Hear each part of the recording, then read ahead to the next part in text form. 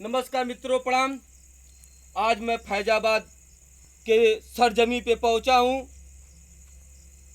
जो कि सम्राट पृथ्वीराज चौहान शब्दवेदी सेना के राष्ट्रीय अध्यक्ष, बड़े भाई, युवाओं के धड़कन, गरीबों के मसीहा, जो रात दिन अथक प्रयास करके पूरे पूर्वांचल नहीं, पूरे उत्तर प्रदेश में, हिंदुस्तान में जाने का काम करते हैं। कहीं गरीबों को अगर न्याय नहीं मिलता है तो न्याय दिलाने का काम करते हैं। ऐसे नौजवान को आप सभी लोगों से मैं निवेदन करूंगा कि आप लोग बार बार ऐसे नौजवान को आशीर्वाद दे के आगे बढ़ाएं, जो कि आज फैजाबाद के धरती पर माया ब्लॉक अंतर्गत माया बाजार और एक गांव पड़ता है, जिस गांव में अदमापुर मोहम्मदपुर कस्बा के अंतर्गत एक ऐसी पीड़ित परिवार, देख लीजिए आप लोग के सामने एक पीड़ित परिवार में पिताजी, माँ, भाई, बहन सब लोग बैठे हैं। और ऐसी घटना है बीते हुए 4 सितंबर को, जो कि शाम 5:30 से 6 बजे के लगभग हमारी बहन और आपकी बेटी जो कि गई थी खेत के तरफ, जहाँ वहाँ उसका एक मड़ई रखा हुआ था, जहाँ पे पिताजी रात में सोते थे,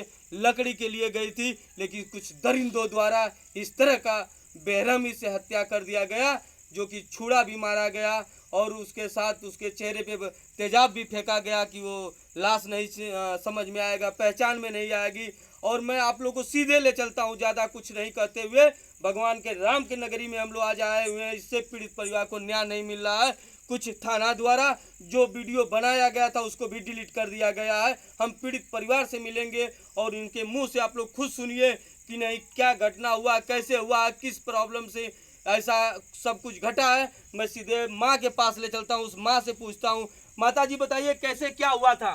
5 बजे लकड़ी आने गई थी। लकड़ी आने गई है। नाम क्या है उस बहन का, नाम क्या है? रूमा रूमा रूमा चौहान।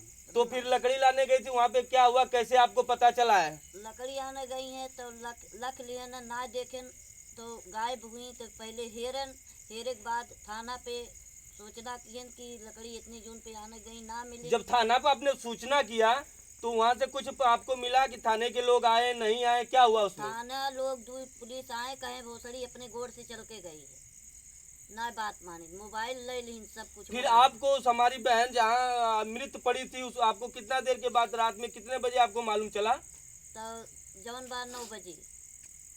फिर कैसे आप उसके बाद फिर थाने पे इंफॉर्मेशन की कि नहीं, बताई कि नहीं थाने पे? बताया। वहाँ पे हमें लाश 7 तारीख को मिली। 3 दिन बाद लाश मिली जी। फिर उसके बाद क्या हुआ भाई?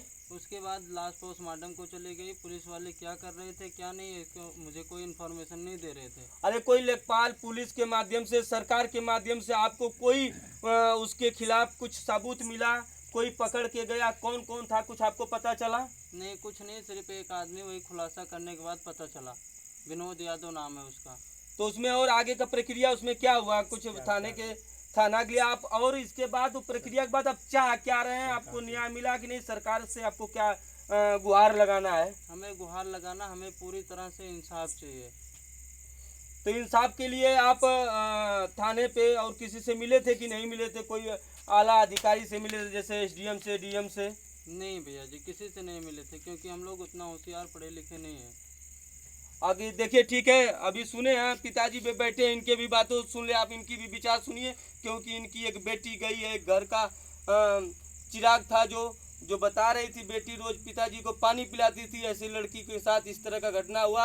आप सभी लोग से मैं निवेदन चाहूँगा कि आप लोग जितना अधिक से अधिक इस चीज़ को, इस घटना को आप लोग बताएं और शेयर करें कि ऐसे गरीब परिवार को न्याय मिले। और सरकार, मैं योगी जी से भी चाहूँगा कि जैसे अन्य जगह जाके 20,000 50 लाख देते हैं, 25 लाख देते हैं, एक घर में नौकरी देते हैं, देख लीजिए घर का भी स्थिति क्या है। आपको मैं बता रहा हूँ, पिताजी से पूछ रहा हूँ। पिताजी क्या हुआ था बताइए। भैया 6:30 बजे जो बस 5:45 बजे टाइम रही है, निकली है रोड पे, हम मिलन है, हम कहें बच्ची कहाँ जाते हो, कहीं बाबू लकड़ी आने जाती, लकड़ी इतनी बांध ही रही है। फिर उसके बाद लकड़ी आपको वहाँ से बांध के चल दी कि वहीं पे थी? लकड़ी लेके आवत रही है, एक चिलबिल का पेड़ है गन्ना बगल में बा, वही जबरदस्ती होका उठा ली। तो कुछ शोर शराबा हुआ था? कुछ ना, क्यों ना रहा है, और ढूंढत ही ना मिली है। फिर एक बाद एप्लीकेशन दी है ना थाना पे, 11:30 बजे रात के पुलिस वाले आइन, वे ये गाड़ी गलूज दीन। एक बाद 7 तारीख में वो मृतक लाश मिली धान के खेत में उत्तर दक्षिण साइड में, सड़क के दक्षिण साइड में।